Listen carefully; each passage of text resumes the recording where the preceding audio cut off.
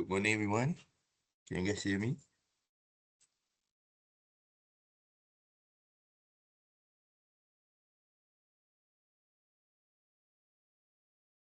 Okay.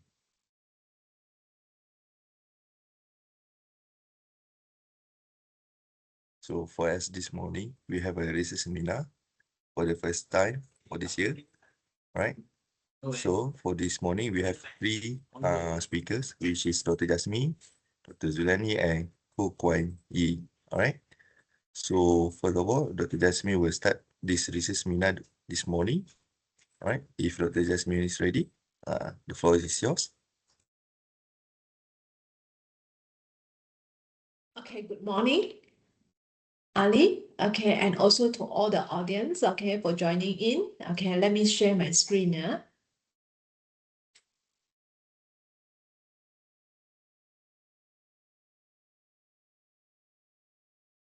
Okay, can you all see the screen? Can you all see the Yes. screen? All right, Yeah. thank you. Okay, good morning, okay. So this is my conference paper, okay, which I presented last year in exam conference, okay, 2024. All right, so, okay. So this is the conference paper I present last year, okay. It's actually with my co-author, okay, Ko Siu Kiat, okay. Now, all right. So the research title is actually the digital disconnect, unraveling the impact of work-related ICT use after hours on quiet quitting. Okay. So this is the entire research about. All right. So now, we all know that during COVID-19, okay, the use of the ICT has increased, okay, and then the reason being for this is actually due to the distribution of the mobile devices and also the high penetration of the broadband, okay. So this one has encouraged the flexible work, okay. Now, this flexibility, right, actually has caused the constant connectivity extend beyond the contractual hour. So in this case, it affects on the employee work-life balance. And at the same time, the prolonged ICT use also linked to quiet quitting. Now, what exactly mean by quiet quitting? Quiet quitting is where employee only perform what is required within the contractual requirement without putting in additional efforts at time. Okay. Now, according to the statistic, the report that is released by Gallup 2023, okay, quiet quitting actually affects 59% of the employee, okay, costing USD 8.8 trillion annually is actually equivalent to about 9% of the global GDP. So this statistic has shown that how severe is this quiet quitting phenomenon. So that's why it called for a comprehensive examination or investigation on what exactly is the mechanism and then the condition that actually influence on the work-related ICT use on quiet quitting. Okay. Now, despite we know that from the statistic has shown that how severe is this problem, but still there is limited understanding on how work-related ICT use after work hour affect on work-life balance and actually contribute to the quiet quitting. In order to address this, right, okay, altogether, there are three research questions that is proposed. The first one is to what extent does social interaction gratification and mobile convenient gratification moderate the relationship between work-related ICT use and work-life balance? And what is the relationship of work-related ICT use after hour in quiet quitting? And the last one is to what extent does work-life balance mediate the relationship between work-related ICT use and also quiet quitting? Now, to build on the research framework, right? Okay, the research model altogether, there are two theories that is being used. Okay, now because we understand that work-related ICT use, right, is actually being labeled as a double-edged sword, all right, because due to the flexibility paradox. Okay, so some researchers say that, okay, increased work autonomy can actually help the employee to gain the work-life balance. But on the other hand, there are others that argues that the constant connectivity is actually has impact the work-life balance negatively. So because of this inconsistent finding, right, they suggest that there is a complex mechanism underlying the impact of work-related ICT use on work-life balance. Now, however, we need to bear in mind that media use is actually a rational decision. It's actually guided mainly by the individual motive and gratification. So that's why users and gratification theory identify two gratification that actually can influence the relationship between work-related ICT use and work-life balance. So basically, it's a social interaction gratification and also mobile convenient gratification.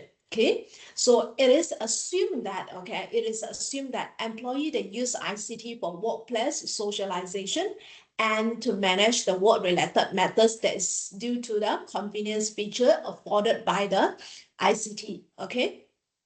Now, those who is gratified, they have more positive perception on the work-related ICT use and work-life balance. So that's why we propose the hypothesis 1 and also hypothesis number 2. Okay, so the hypothesis number 1 suggests that the relationship between work-related ICT use and work-life balance will be positive for employee with higher social interaction and gratification. Okay. The hypothesis number 2 is suggesting that the relationship between work-related ICT use and work-life balance will be positive for those with higher mobile convenient gratification. Okay, and another theory that is used to support on this research model is actually the self-determination theory. Okay, so in this case, right, we always believe that, autonomy control individual behavior, okay, which is important for the motivation and the engagement. Okay, so work-related ICT use after hour can reduce the sense of autonomy due to the disruption of balance between the work and personal life. So subsequently, employee may feel that being controlled and then lost motivation. So that's why that's why they will start to withdraw the efforts and become disengaged. So that's why that is the reason we propose the hypothesis number 3, saying that there is a significant relationship between work-related ICT use and quiet quitting. And this relationship is actually mediated by the work-life balance. So that's why we have hypothesis number 4. Work-life balance mediate the relationship between work-related ICT use and quiet quitting. Okay. Now, how we actually conduct this research, right? Okay. So the methodology that is used is all right, we actually recruit the sample who is the full-time employee in Malaysia through snowballing sampling. Okay, so basically we actually recruit through the social media and also professional network. Okay, so now this one is actually, the data is actually collected through a 3-web online survey. All right, in the first phase, right? Okay, the data about demographic and work-related ICT use is actually collected from 312 respondents, okay? And 6 weeks later, okay, among these 312 respondents, we actually contacted them and requesting them to provide additional information, okay? However, among these 312 respondents, only 262 respondents return their data on social interaction gratification, mobile convenient gratification, and work-life balance. Now, despite during the process, actually honorarium is actually given. Okay. Now, another 6 weeks later, okay, these 262 respondents we actually contacted them again, okay, to request them to provide us with the data on quiet quitting. Among these, right, is only 232 response is actually collected. Okay, how despite the drop rate is actually relatively high, okay, we still managed to actually collect 232 respondents, okay, which, right, based on the power analysis using Power software, the minimum sample size is only required 92. So that's why in this case showing that, right, our sample is actually sufficient. Now, all the data that is collected is actually analyzed using PLS-SAM approach, okay. Now, let's look at the result, okay. Let's look at the result, okay. Now, despite the moderating role of social interaction gratification is significant, however, hypothesis 2 is not supported, okay? This hypothesis is not supported, okay? Why? Because, right, interestingly, those with low social interaction gratification is the one that experience higher work-life balance from increased work-related ICT use. Now, the possible explanation from this finding, it could be due to the majority of the sample are Generation Z, okay? They are Generation Z. So this generation, they actually prefer individual tasks and physical connection rather than the technology-enabled interaction. So that's why their work-life balance gain more from work-related ICT use, since they do not heavily rely on the digital mean for social interaction, okay?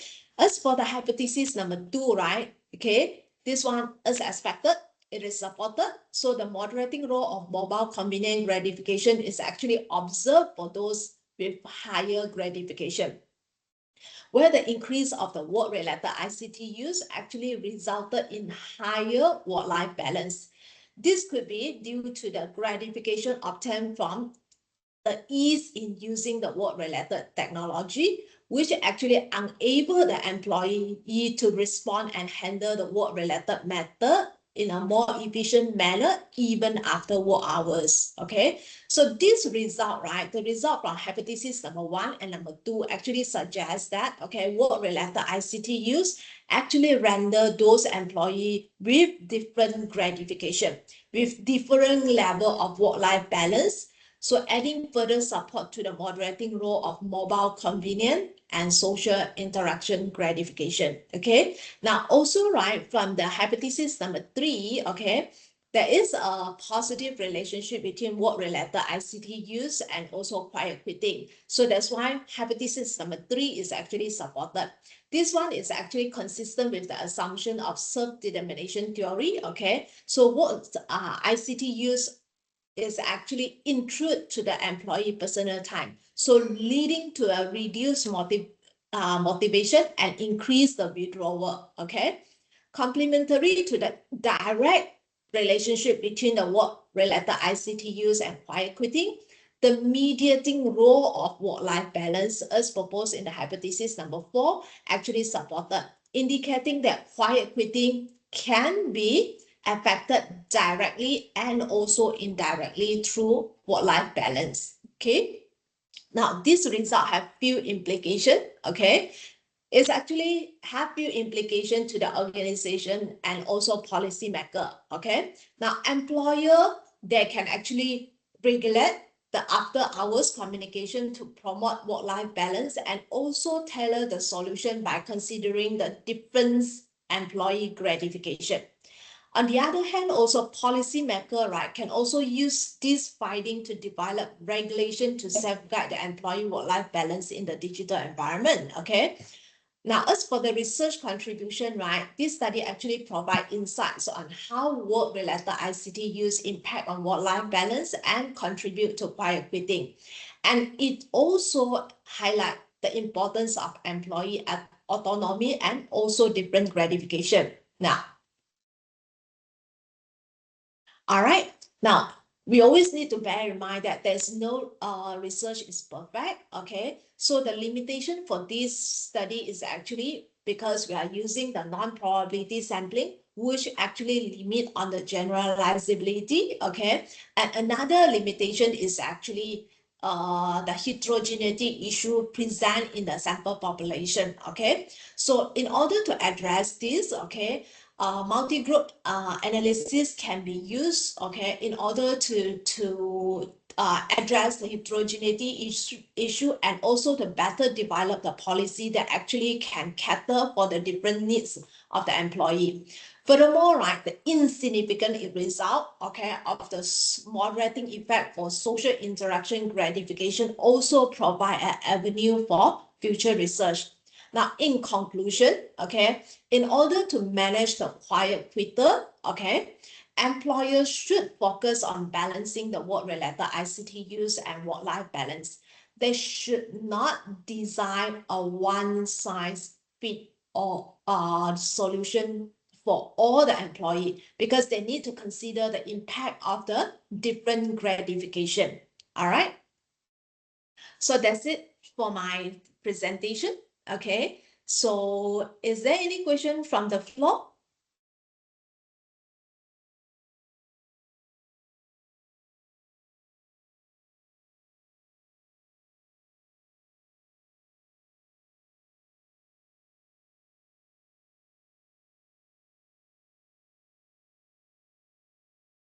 Is there any question from the floor? Thank you.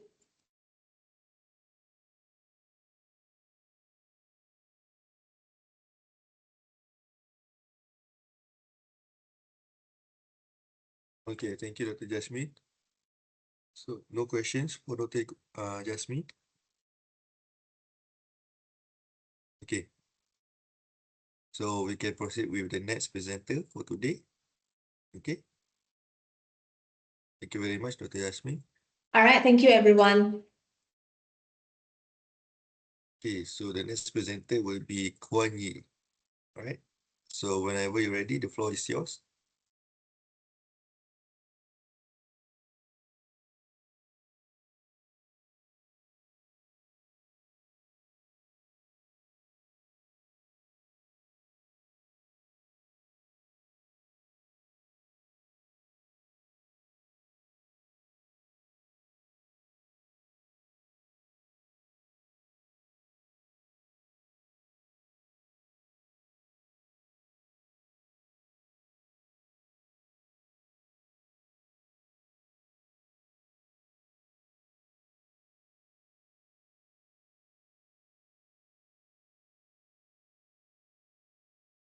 No, we cannot hear you. Hello. Can you all hear me? Yes, I can hear you. All right. What about the slides? Can you all see the slides as well? Yeah, All also. right. Okay. So good morning, everyone. My name is Kuan Yi. I'm from SCCA. So my research is about teaching and learning research. So because of my media study background, so although the project seems a bit specific, but I guess the method itself probably can be shared with everybody here from different disciplines. So this is a research that I've done a few years back. I use a concept called prosuming, which is a project-based learning in enriching students podcasters in media literacy. So quickly, let's see what is it all about. Right, hold on. If I were to, sorry, can I turn on the full screen because of the animation and stuff like that? Hold on now. Can you still see my slides? Can, right? Yes. Yes, Okay. yes. Right. So this is a project basically involving a small group of students, and under a collaboration project with Astro. I think everybody knows Astro, right? So so I wanted to test out whether this project-based learning approach, whether it is more effective in teaching students media and information literacy skills. So in this project, I selected 6 undergrads from our school, SCCA. They participated in a year-long podcast project under a collaboration with Astro. And their main mission under this collaboration is to complete 12 podcast episodes, which was conducted in Mandarin. But the series, the content of the series focus on media literacy and the issues of fake news. So a little bit background when I mentioned prosuming under this collaboration, right? So prosuming, it is a concept traced back in digital revolution. And I guess everybody would be involved in the process of prosuming because everybody use social media platforms and everybody also share cute photos or cute, cats videos and stuff like that, or even memes, right? In our daily lives. So when we are assuming that we are the consumer of these social media platforms, at the same time, actually, we are also the producer of the social media content. As long as you create, as long as you share and disseminate certain information on your own platform, you are considered as one of the producers on these social media platforms as well. So it has been very common for media and information literacy education to be based on lectures, classroom activities in our school, and even tutorials in most of the universities.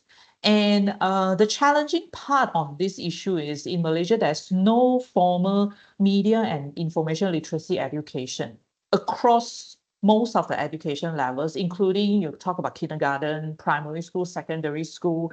But luckily, in these recent years, tertiary education institution in Malaysia, they started to introduce this media literacy subject gradually. So therefore, according to a lot of literature's review studies as well, there's a lack of media and information literacy education, right? Especially when the students nowadays, they are also considered as media producer now. As long as the students, we can trace as young as the age of 13, when they first sign up for a free Instagram account. From that moment onwards, they are also considered as media producer, as long as they share or repost certain stuff on social media. So we are very concerned in this process itself. Do we have the basic literacy skills? For example, do we accidentally share out a fake news? Or do we actually contribute to some dissemination of misinformation without us knowing? Or do we have the critical thinking skills when we want to judge whether this piece of information is accurate or not, right? So in this project, we started our first discussion back in December 2021. And Astro and SCCA, we together host an audition to select 6 mass communication students. In that audition, if I do not remember wrongly, right, we have 30 over students attended the audition, and we selected 6 students for this host team. And after that, we finalized the project details. So after discussing with Astro, we decided that we will produce a Mandarin podcast. And after the students produce the media literacy podcast show, right, it will be released on Astro's platform. And we are committed to produce 12 episodes, and each episode is 30 minutes long. And the focus and the content of the episode is surrounding fact-checking, digital media literacy, and also news verification 101, for example, right?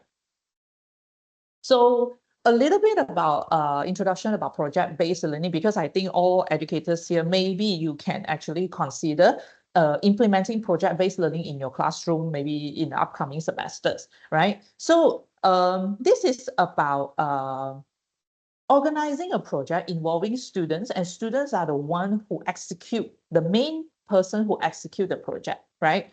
And based on my literature review studies also, PBL has been proven to be so effective in developing critical thinking skills and also problem solving skill. And the most important part is also it will be able to create long-term retention of knowledge. That means compared to your lecture, traditional lecture way of imparting knowledge, right? Sometimes students, when they walk out of the lecture theater, they straight away forget what we teach, right?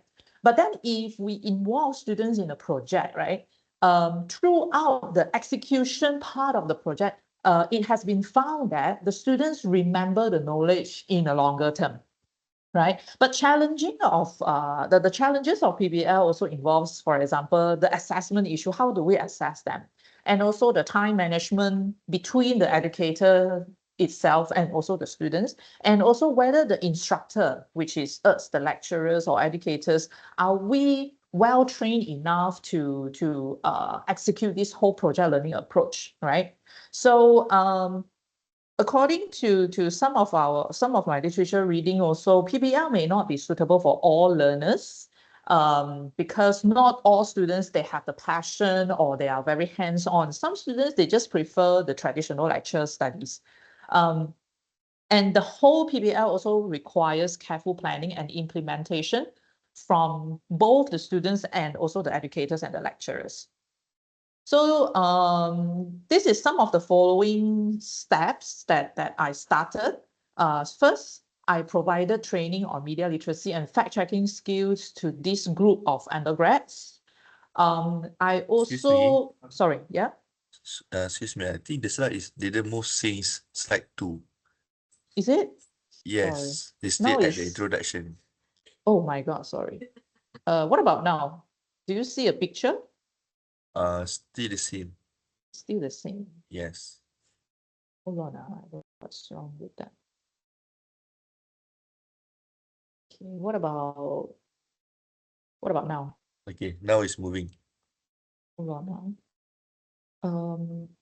I have to move. Okay, right. So this is my steps, and the picture shows that one of my students conducting hosting the podcast show by interviewing one fact-checking experts in the Astro studio. So this is my steps. First, I provided training, basic training to make sure this group of undergrads, they have basic 101 skills.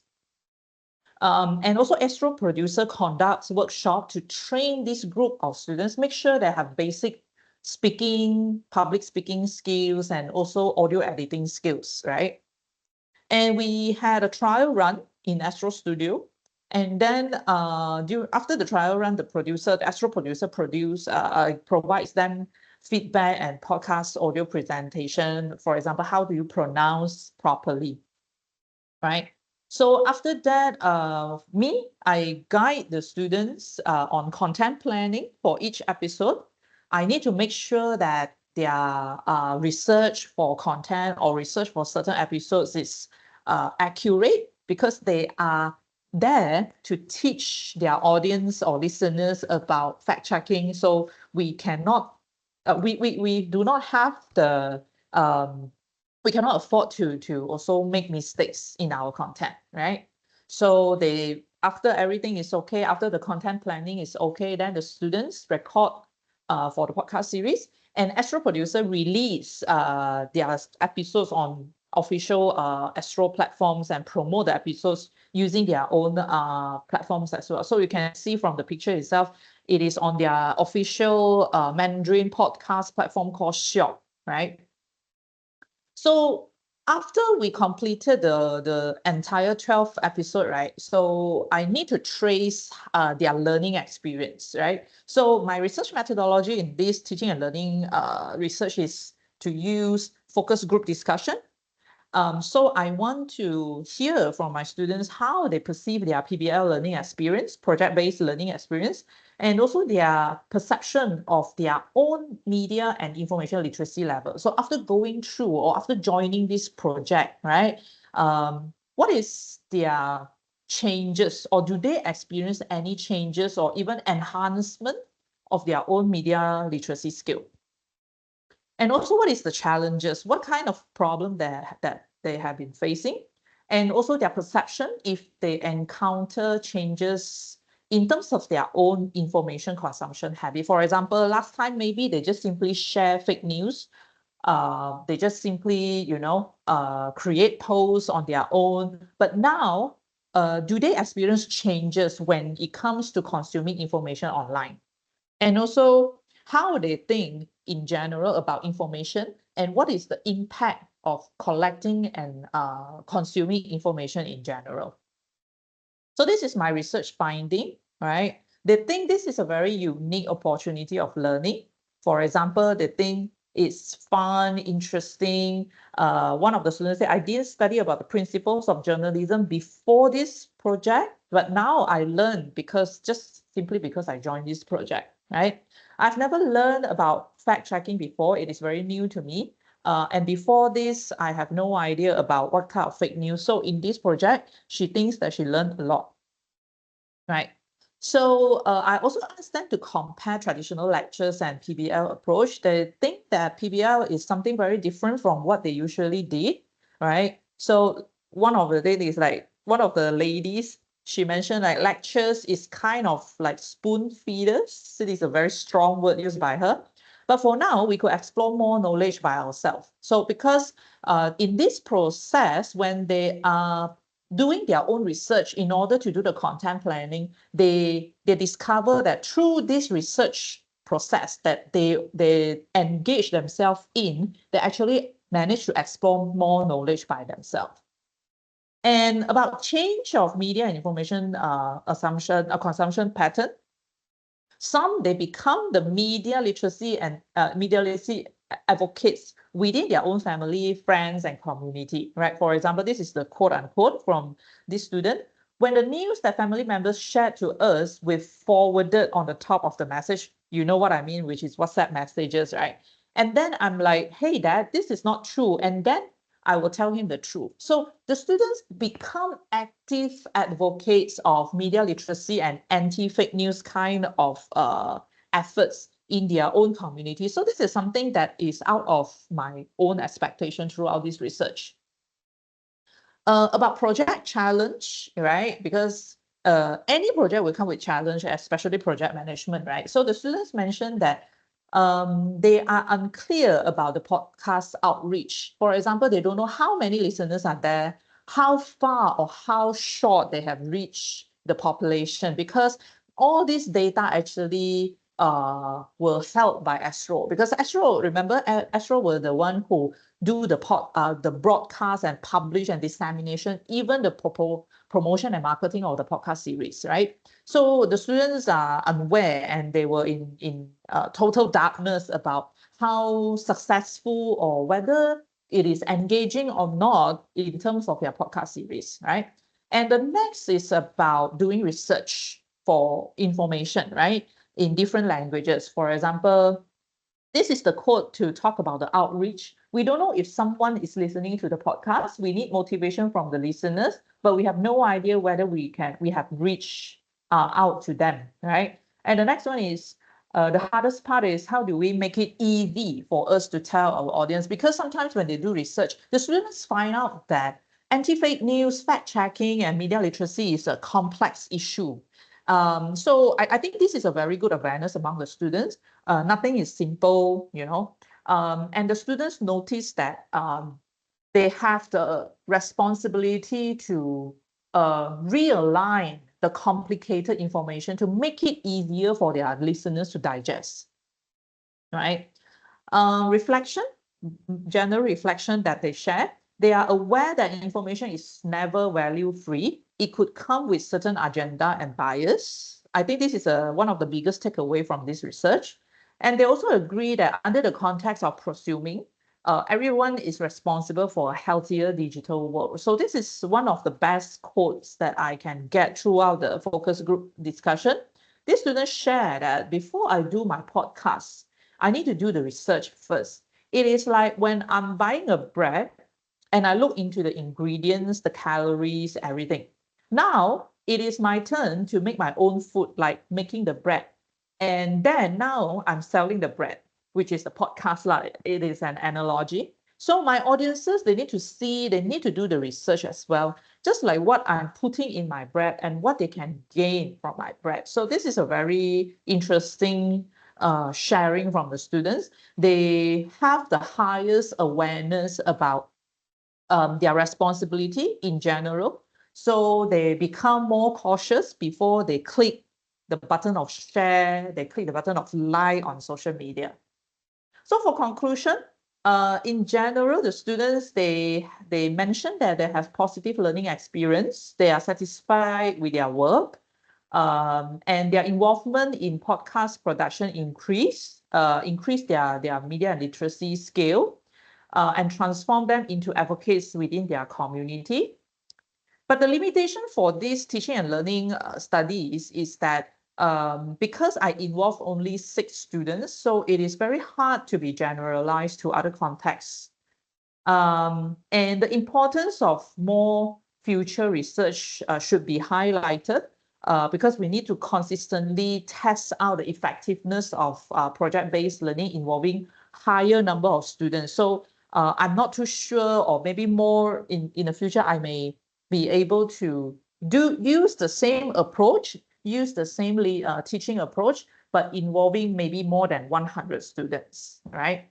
To see and compare whether the outcome would be different when this PBL is applicable on small students versus on higher number of students. So it would be interesting in my own opinion. So thank you for your time. Do you have any question?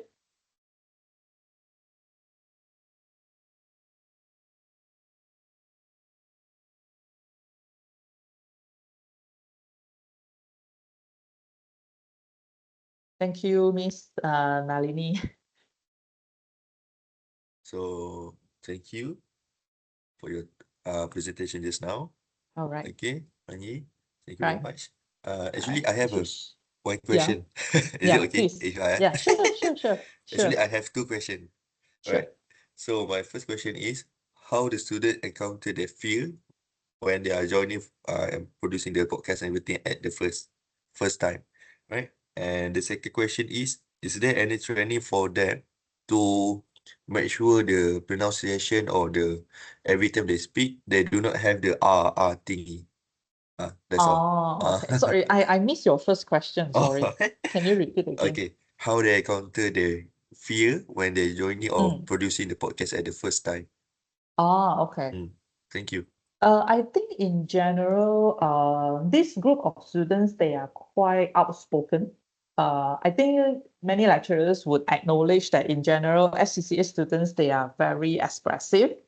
So fear in front of a camera or fear in front of a microphone is not really a big issue for them, right? I think their main worry is about the second question that you mentioned about the performance of presentation in terms of pronunciation, public speaking skills. I think our students in general, they are more, they focus more on improving this public speaking skills. So, so the first question, I think I answered already, they do not actually have a lot of fear issue. The second question is that the Astro producer is the one who will do quality check for every episode.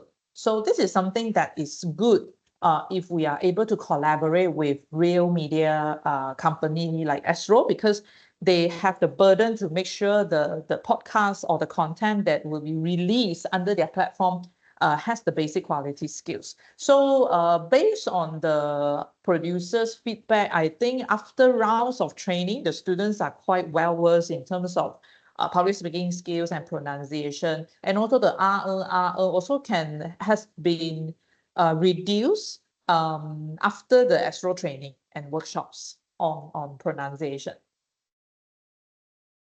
Okay, very Yeah. nice. Thank you. Yeah. Thank you for answering my All right. question. Okay, thank you so much, everyone. Okay, thank you, Wei. All right, let's move to the final and the last presenter for today, Dr. Zuliani. Right, if you're ready, the floor is yours. Okay, can you hear me? Yes. Okay. Let me share my screen.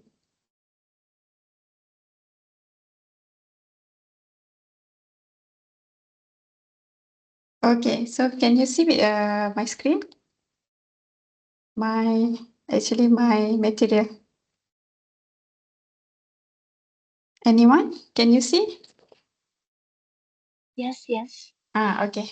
So today I will present two papers that I have presented in I2E conference. Okay, actually I'm sorry because first of all I am a technical people, so my slides are quite simple. So not really colorful, and also the story of my research also is more to technical works. Okay, so actually my background is from engineering. Okay, and now I am lecturing in computing. So what I did now is actually I want to extend the engineering area with computing. So meaning I want to what I did is I have the data set from 5 years studies from my friend while he is doing the PhD, and I'm using the civil engineering data to be implemented in computing. So the idea that I get is to develop interactive geospatial visualization of soil types in Peninsular Malaysia using in situ data and Streamlit. Okay.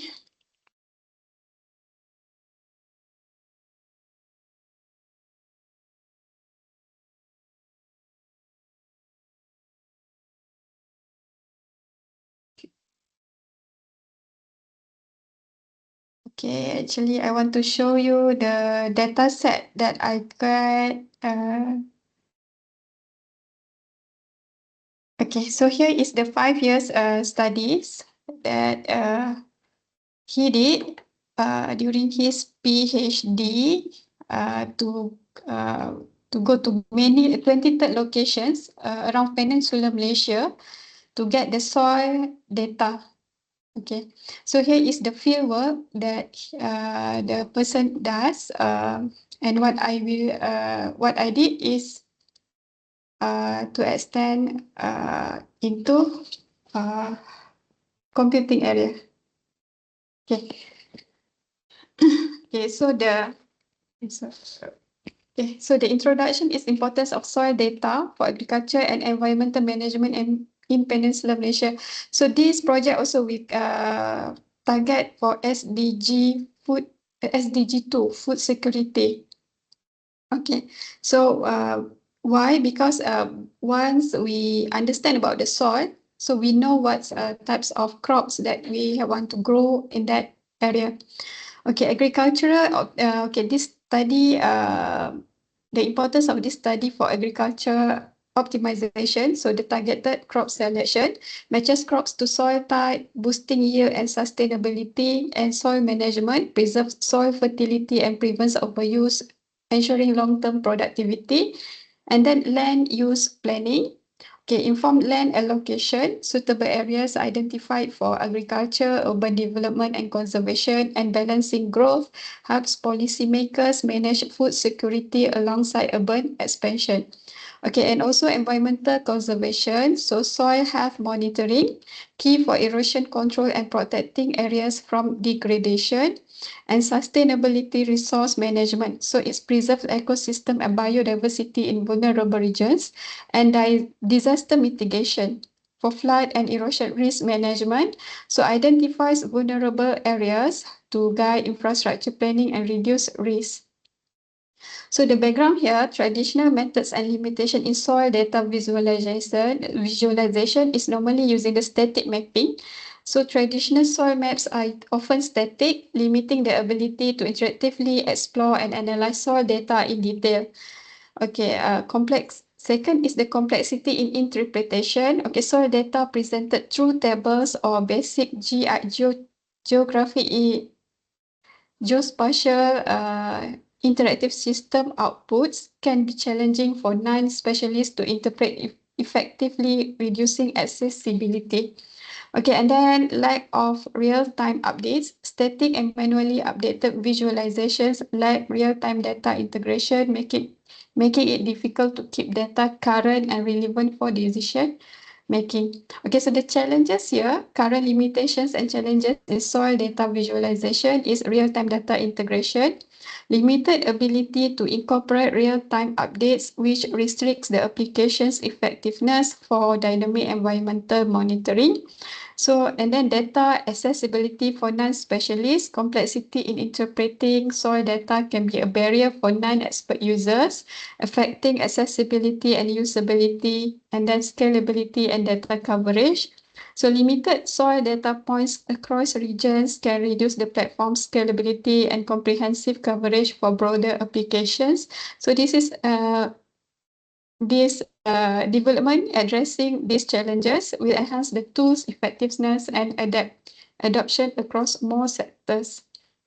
So these study objectives, okay, the first objective is to develop an interactive platform to visualize soil data across Peninsular Malaysia and then enhance data accessibility. So make complex soil data more accessible and user-friendly for stakeholders, including farmers, land managers, and policymakers, and support data-driven decisions. Okay, enable informed decisions in agriculture, land use planning, and environmental management by offering dynamic, real-time insights into soil distribution and properties. Okay, the methodology that I use is first the dataset collection. So the location and soil properties collected as shown in this Excel sheets. Okay, so data collection locations, soil data gathered from 23 diverse locations across Peninsular Malaysia, including regions like Kota Kuala Muda, Cyberjaya, Melaka, Perlis, Cameron Highlands, and more. And then the soil properties measure is for chemical properties, total organic carbon or TOC, and also the soil pH. Okay, for the physical properties such as clay, silt, gravel, and sand percentages, moisture content. For mechanical property, we have the diameter of the particle size, or the particle size is 10 mm, 30 mm, and diameter 60 mm. Okay, and also coefficient of uniformity or CU and coefficient of curvature CC. And then also we have the depth variation. So at one location, there is multiple depths data collection at 0.5 mm depth, 1 meter depth, 1.5 meter depth, 2.0 meters, 2.5 and 3 meters depth. So providing a comprehensive profile of soil properties across different layers.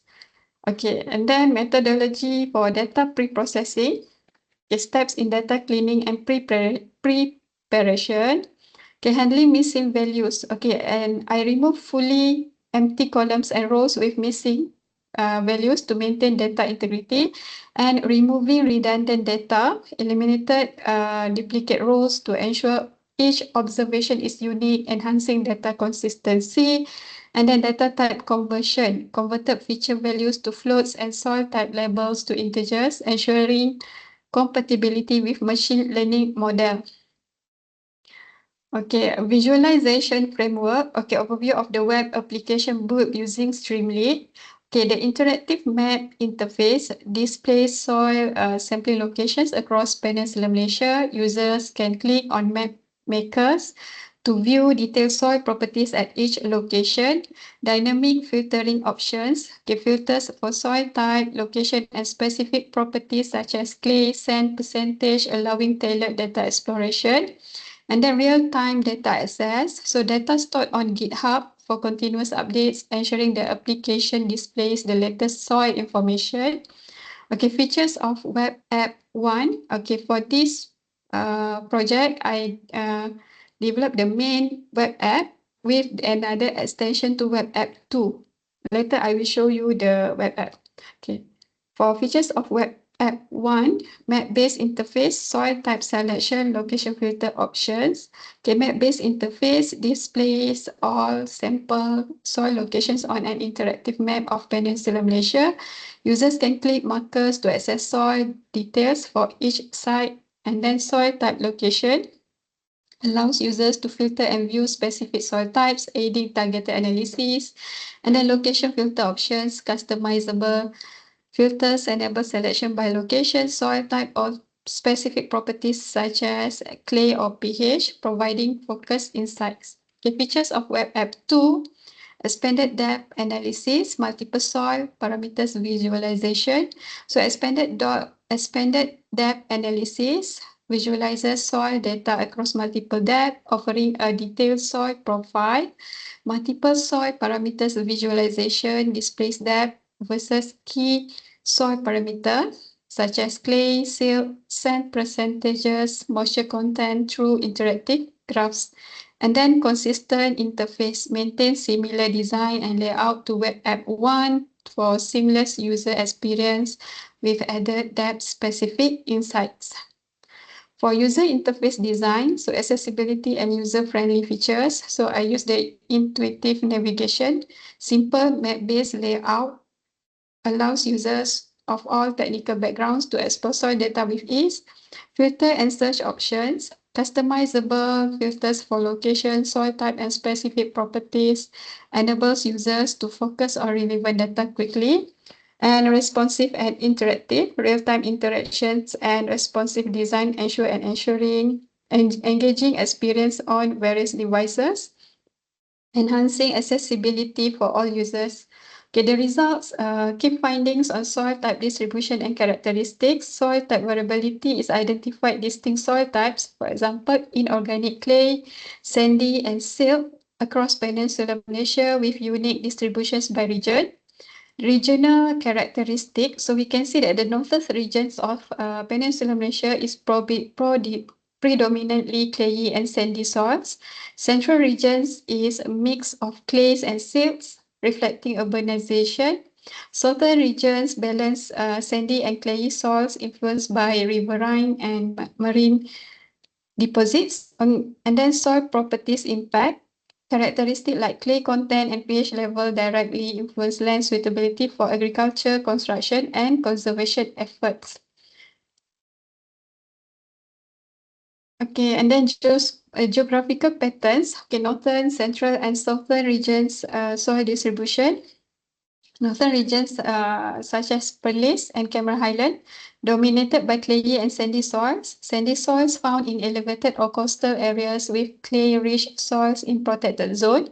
Okay, central regions such as Selangor and Kuala Lumpur, mix of clay and silt soils due to urban development and natural deposition. Sandy soils are more common in reclaimed and urbanized areas. Okay, southern regions such as Melaka and Johor, balanced distribution of sandy and clayey soils.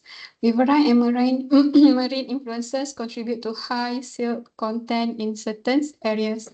Okay, and then here is the app interface example. Okay, so we go to this link. Okay, so here is the app.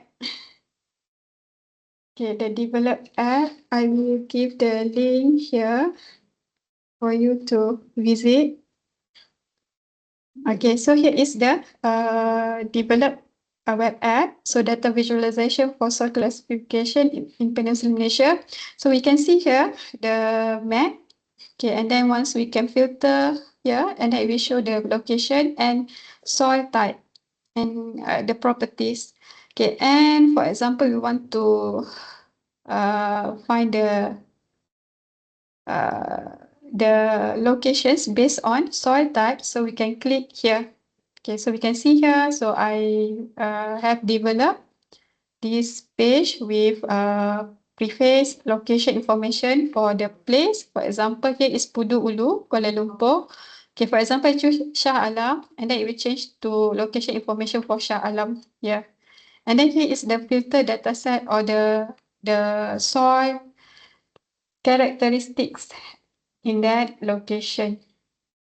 For example, Puncak Perdana. So here is the Puncak Perdana. And then soil, okay, and then here is the explanation for soil types in Puncak Perdana, Selangor. It's a clayey sand. And then the soil texture and the information. And then here is the USDA soil texture classification that used by civil engineers. Okay, and then here is the web app 1. Okay, here is the extension for web app 2. Where is here is the information. This one, the information at the surface, because we have the data set. We have 0.5, 1 meter, 1.5, 2 meters until 3 meters depth. So here is the detailed information for all layers of the data. Okay, so later I think the line is okay, it will wake up. Okay, and then okay, this project will be useful for farmers, policy makers, and also I think the construction people, and also the I think more to civil people who want to use the land. Okay, so here, okay, the second web, here is the raw data. So this one is, for example, the geotechnical people, they want the data. So here is the data. They can access the data through here. And also here is the visualize of the soil profile. Here at the surface, okay, here is the 0.5 depth. So the percentage of clay is here, 48% clay. And then when the depth is 1 meter, it is 55% clay. And then when the depth is 2 meter, it is 32% clay. And then when the depth is 2.5 meter, it is 48% clay. So meaning that, because we know it's not uniform, it must be a profile here. So here is the profile for each location. So meaning I do the extension for this project. So every location shows a unique profile. Okay. And then here is the web app 2, the link, the extension of web app 1. Okay, and then next we get the data insights. Okay, soil characteristics by type, for example, clay, sand, and silt. So inorganic clay, CL, high clay content with low permeability found in locations like Selayang 2 and Shah Alam. Okay, suitable for crops requiring high moisture retention, limited use in construction due to expensiveness, and then poorly graded sand or SP, characterized by uniform particle sizes, high permeability found in areas like UTP Perak, ideal for drainage requiring applications such as certain crops and road construction. And then inorganic silt or MH, high moisture retention and lower permeability observed in Shah Alam and Hutan Melintang. Presents challenges in construction due to compressibility but beneficial for crops needing steady moisture. So the impact here, how these tools support decision making in agriculture and construction. For agricultural planning, targeted crop selection identifies suitable soil types for specific crops, maximizing yield and resource efficiency. Soil management enables better soil treatment practices, reducing overuse and preserving soil health. And then constructions to suitability, land stability assessment.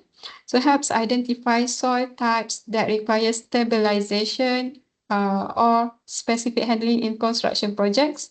Drainage planning assists in selecting well-drained soils for construction, reducing erosion and waterlogging risks, and environmental management, suitable land use.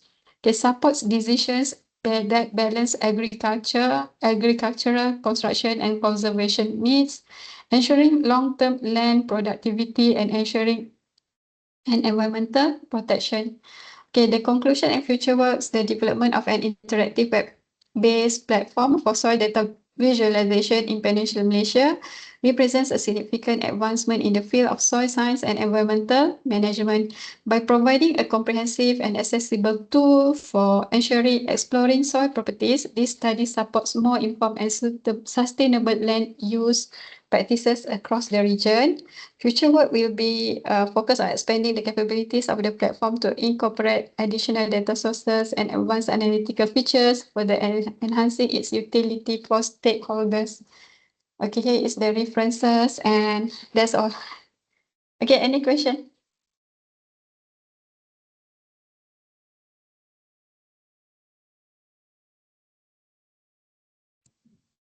Thank you, Doctor, for your presentation. It's really interesting to see the presentation with a different angle. I have some questions for you. Thanks for your web link. So it is very comprehensive, a lot of data that you have posted, and with analysis of the visualization, right? So I just want to ask you about so how often they collect the data, because the landscapes is quite changed quite a lot. So the data is used for recent coverage, or I just want to know how you gather the data. Okay, actually, this data, as I have mentioned before the presentation, actually this one I get from my friend. He is the while he is doing his PhD for 5 years projects. So he has to travel across the Peninsula Malaysia, and also yeah, they use the expensive tools to get the data, and then but because the area is the few people, and then I extend into to make sure that all people can access the findings of his project. Okay, and then the Okay, I think because why I'm asking this, we are from computer science, right? So if you're going for this direction of using machine learning, analyzing things, so for us it's very hard to understand the GIS based, the data collection. So that's why is there any easier way or publicly available yeah. data? Yeah. Okay. So Okay, that's why I show you here. Here is the all the material that he got for his PhD. So that's why I got the all information. Okay, here is the all the data set that he get. Okay, here is the last compilation, and here is the all this. So that's why so I use the one that he mentioned to me. This okay, one. okay, understand. Okay. Okay, so meaning this is the real data. It's not, yeah, this is the real data. And then if you ask me about it is publicly available, if you ask me and I will ask his consent, if he allow, then I will give the data. Yeah, we can work. Okay, no problem. Okay, can it assist policymaker? Okay, when I read the thesis, actually the depth, the study that he did is until 3-meter depth. Okay, actually 3-meter depth is considered still surface of land. Okay, but it can support the decision in policymakers, decision making for policy. Yeah, okay, that is question number 2. And question number 3, are there patterns that suggest opportunities? Okay, this one is for next presentation. I will show you the prediction because I know that using the machine learning, deep learning, so we want to study the pattern inside the data. Yeah, correct. Yeah, So- okay, any other questions? I think that's all from my side. I think wish you good luck for Thank this you for direction of question. research. Yeah, you Yes, show okay. interest, but actually at first I'm thinking that my presentation is boring. No, I mean it is interesting because it's about the land surface type of analysis. Just one question. I don't know whether you guys are writing FRGS based on this. I don't know. It's a good idea FRGS. that you can proceed with this idea. I think it's useful. Yeah. Thank you. Yeah. Welcome. Okay, any other question?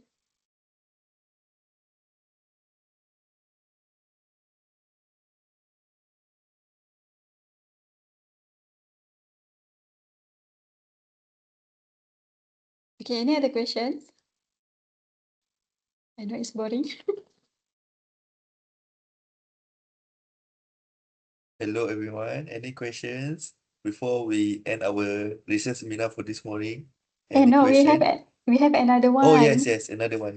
Yes. Yeah. Okay, this one another. Okay, so can I continue? So I see Yes. your okay, I will continue with the second paper. Actually, it's still using the same thesis, but I divide into 2, the visualization, and here is the machine learning based soil classification using neural networks and gradient boosting using Peninsula Malaysia in situ data. Okay, so the introduction is importance of soil classification in agriculture. So the importance of soil classification is to optimize crop selection. Accurate soil classification helps match soil types to suitable crops, enhancing yields and reducing resource waste. Okay, efficient land management, okay, support sustainable land use by identifying soil properties that impact crop productivity, irrigation needs, and soil conservation strategies, and informed decision making. Okay, provides data-driven insights for farmers and agronomists, improving crop planning and adapting to regional soil variability. Okay, so this study objective is to develop a machine learning based soil classification system. Okay, develop an automated classification system. Okay, create a machine learning model to accurately classify soil types in Peninsular Malaysia. Okay, enhance agricultural decision making. Okay, provide data-driven soil insights to support optimized crop selection and land management practices, and integrate crop recommendations. Okay, generate crops suggestions based on classified soil types, aiding farmers in making informed choices for sustainable agriculture. And then the problem statement is challenges in traditional soil classification. Okay, time intensive and resource heavy. Traditional methods require extensive manual testing and laboratory resources, making them costly and time consuming. Okay, difficulty in handling soil variability. Okay, soil properties vary significantly across regions, making it challenging to apply uniform classification methods effectively, and limited accessibility for farmers. Okay, traditional classification methods are often inaccessible to farmers due to complexity, limiting their ability to make data-informed agricultural decisions. Okay, right now I can see a movement where is the government encourage the youth to involve in agriculture. So meaning that for the youth, they can use the web app that I developed for this project to get the knowledge, the suitable crops for their land. Okay, literature review. Okay, prior studies and limitations in machine learning soil classification. We use local adaptation needs. Existing machine learning models frequently do not address Peninsular Malaysia's unique soil variability, which reduces their effectiveness in local agricultural applications. And resource constraints. High resource machine learning methods are challenging to implement widely in Malaysia due to rural and resource limited settings, highlighting the need for efficient models. Okay, so the data set collection. So I have the data sources, soil attributes and locations. Okay, so for data sources, okay, soil data collected from 23 locations across Peninsular Malaysia, covering diverse soil types and conditions. Okay, soil attributes. Okay, key attributes include total organic carbon, TOC, pH, clay, silt, and sand percentages, moisture content and resistivity values. And then location variability is selected locations such as Kota Kuala Muda, Cyberjaya, Melaka, and Cameron Highlands represented varied soil profiles, capturing both coastal and inland conditions. Okay, data preprocessing is data cleaning, feature extraction, and data type conversion. So for data cleaning, remove empty columns and rows with missing values to ensure data integrity, eliminated duplicate entries to maintain a unique set of observation. Feature extraction, selected key soil properties like TOC, pH, particle size distribution, and moisture content for model input. Data type conversion, okay, converted numerical values to floats and soil type labels to integers, ensuring consistency and compatibility with machine learning algorithms. Okay, so here is the model. Okay, here is the machine learning models. Okay, overview of neural networks and gradient boosting classifier. I'm using neural network NN and gradient boosting classifier. Okay, for NN, uses an input layer, hidden layers, and output layer to capture complex relationships in soil data, and then activation functions using ReLU and sigmoid functions used to process features and improve prediction accuracy. For gradient boosting classifier, it is an ensemble model that sequentially builds decision trees to minimize errors in soil classification, and then boosting process iteratively improves predictions by focusing on misclassified instances in each step. Okay, these both models aim to accurately classify soil types for Peninsular Malaysia, providing a basis for crop recommendations and land management decisions. Okay, so here is the equation for neural network. Okay. So here is the neuron output. Okay, each neuron in the hidden layer computes. Okay, actually this one is one of the AI. The AI, when we're talking about the AI, here is the hidden things. The neural, but this model is using neural network. So here we have Z equals to F bracket summation of WI XI plus B. So here is we have the weights, input features, bias term, and activation function or ReLU or sigmoid. For gradient boosting classifier, So we have the initial model starts with a simple prediction, often the mean target value. Okay, additive boosting step adds a new model to minimize residuals, and then where the FMX is the model at stage M. This one is the learning rate. HMX is new model and the residual classification calculation. So here is the mathematical for gradient boosting classifier. And then here is the evaluation matrix, the most important part for any model. Okay, we need the accuracy, precision, recall, and F1 score. So for accuracy, here is the equation, precision, and F1 score or the recall. Okay, and then here is the model architecture or the development. So first is the user input using Streamlit user interface. Okay, and then we have the data input, TOC, field conductivity, lab conductivity, depth, clay, silk, gravel, CU, CC, 1D inverted resistivity, moisture content, pH, and sand. And then we have the aggregate results, classify and display results, and so here is the flowchart. Okay, and then the result is the neural network shows it achieved 97.78% accuracy with high precision and recall across soil types, making it highly reliable for complex soil classification. And then gradient boosting classifier, it reached 91.11% accuracy, performing well overall, but slightly less accurate on certain soil classes like inorganic silt. And then the comparison is the neural network model outperform gradient boost classifier. Gradient boosting classifier offering higher accuracy and robustness, while GBC remains an efficient alternative for resource limited settings. So here is the web app. Okay, we click. Yeah. Okay, so here is for my second presentation.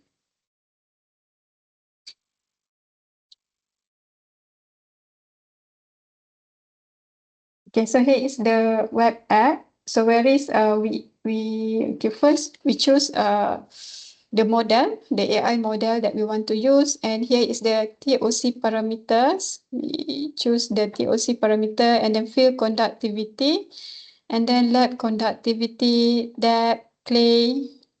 Okay, all these parameters. Okay, and then okay, later once we put the insert the parameter, we click predict, and here is the prediction. Okay, so this is the inorganic clay. Based on these parameters, this is the inorganic clay, and then model accuracy is 1 or 100%. Okay, the suggested crops for inorganic clay is paddy, cabbage, and sengkuang. Okay, so here is the web app. Okay. Okay, crop recommendation suggested crops based on soil classification for inorganic clays suitable for paddy, cabbage, and sengkuang, as these crops thrive in moisture-retaining soils. Poorly graded sand is suitable for rubber, is recommended due to its preference for well-drained, aerated soil, promoting root growth. And then sandy soils best suited for tomato, chili, brinjal, and coconut, which benefit from high drainage and reduce risk of root diseases. Okay, so the real world impact benefits for farmers and land management. So optimized crop selection provides farmers with precise soil classification, helping them choose crops that align with soil properties, which enhances yield and resource efficiency. The suitable land use supports informed decisions on land management, balancing agricultural productivity with conservation efforts to prevent soil degradation and improve agricultural planning. It enables data-driven crop planning and soil treatment practices, helping farmers maximize land productivity and reduce environmental impact. And then the conclusion here, this study developed a machine learning-based soil classification system for Peninsular Malaysia, achieving high accuracy and providing crop recommendations that empower farmers to make informed, sustainable decisions. The system demonstrates the potential of machine learning in enhancing agricultural productivity and land management by making complex soil data accessible and actionable. And then the future way is the real-time data integration. So incorporate live soil data to improve responsiveness and adapt to changing soil conditions. Okay, here is the references, and then that's all. Any questions?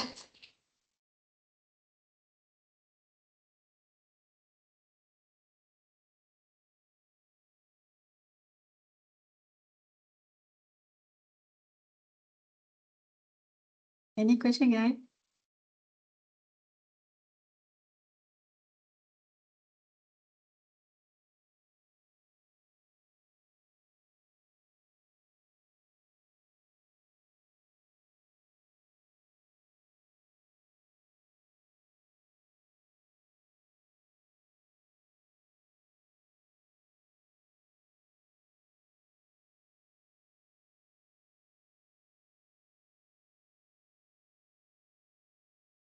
Haziq?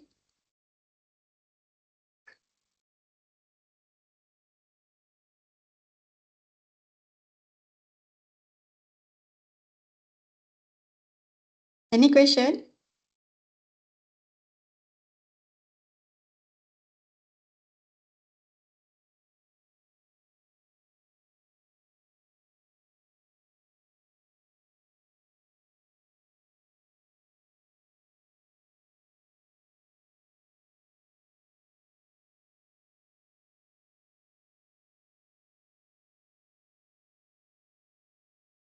Okay, thanks for feedback. Eh,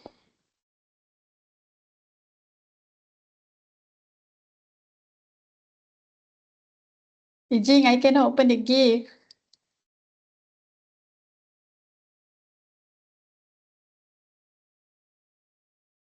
Welcome, Dr. Azrin.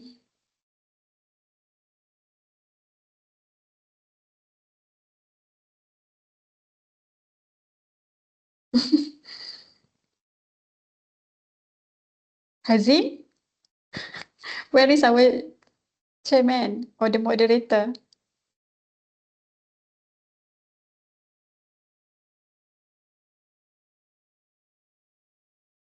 Okay, no questions? Hazim, where are you? Where are you?